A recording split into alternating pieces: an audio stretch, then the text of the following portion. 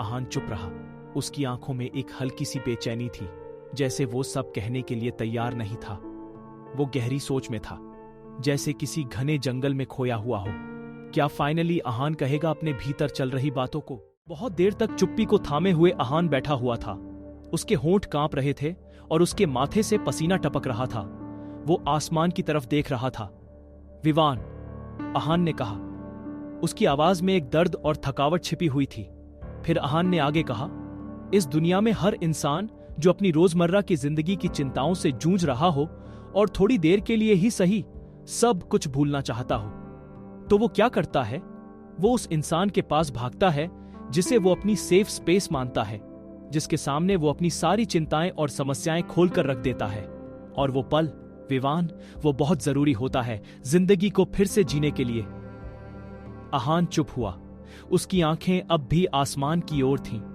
उसकी आवाज में कुछ ऐसा था जो विवान को अंदर से झकझोर रहा था। आहान ने अपनी आंखों को फिर से झपकाते हुए कहा, मेरे लिए भी इस दुनिया में सिर्फ एक ऐसा इंसान था जो मेरी सेफ स्पेस थी, मेरी मां। मगर अब वो इस दुनिया में नहीं है।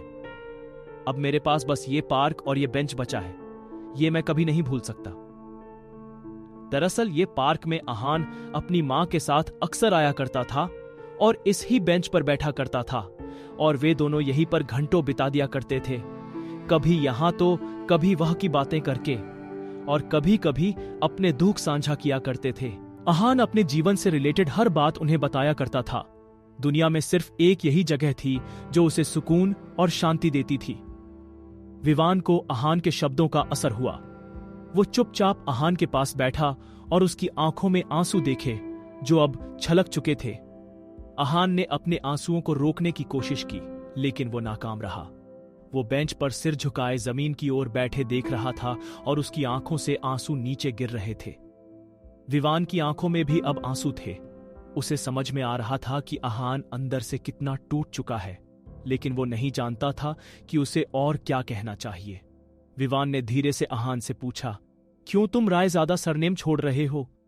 क्या है इसके पीछे का असली कारण? आहान का चेहरा फिर से गहरे विचारों में डूब गया। वो कुछ देर चुप रहा, जैसे किसी भारी रहस्य को खुद से भी छिपा रहा हो। विवान ने फिर से आहान की तरफ देखा। उसकी आंखों में उम्मीद और दर्द दोनों थे। आहान ने धीरे से सिर झुकाया और फिर शब्दों को जोड़ते हुए कहा, तुम मुझे समझ नहीं पाओगे विवान। ये सब कुछ खत्म हो चुका है। सब कुछ बदल गया है। मैं अपने नाम को नहीं पहचानता, क्योंकि अब वो नाम मेरे लिए किसी अहमियत का नहीं है। मेरी मां मेरी जिंदगी का वो हिस्सा थी जिससे मैं खुद को पहचानता था, और ये रायजादा नाम ही है जिसकी वजह से मेरी मां इस दुनिया में नहीं है। विवान की आंखों में सवाल थे, लेकिन वो चुप था। वो आहान पर और ज्यादा दबाव नहीं डालना चाहता था। वो जानता था कि आहान इस समय सबसे ज्यादा अकेला महसूस कर रहा था। तुमने जो कहा वो ठीक है, विवान ने धीमे से कहा, पर तुम जानते हो आहान, मैं और बाकी लोग तुमसे बहुत प्यार करते हैं। तुम्हें हमारे साथ रहना चाहिए। तुम्हें अपने दर्द से अकेले नहीं लड़ना चाहिए। आहान ने कोई जवाब नहीं दिया। वो बस बेंच पर बैठा था और उसके चेहरे पर वो गहरी चुप्पी थी जो बहुत कुछ कह रही थी, लेकिन आहान शायद और कुछ नहीं कहना चाहता था।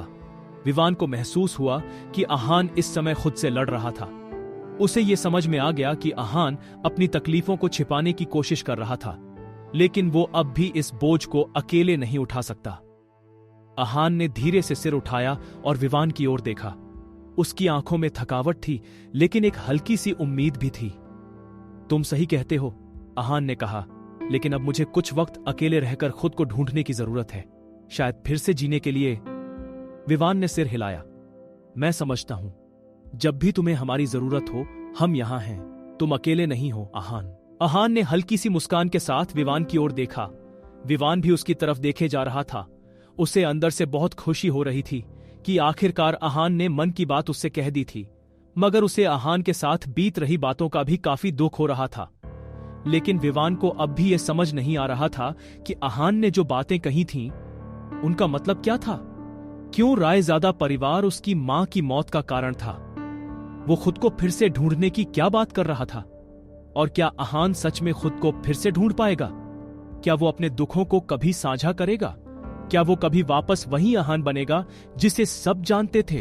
जानने के लिए देखिए अगला एपिसोड सिर्फ पॉकेट एफएम के यूट्यूब चैनल पर। और सीक्रेट अमीरजादा के सारे एपिसोड्स को सुनने के लिए डिस्क्रिप्शन में दी हुई लिंक से डाउनलोड कीजिए पॉकेट एफएम ऐप।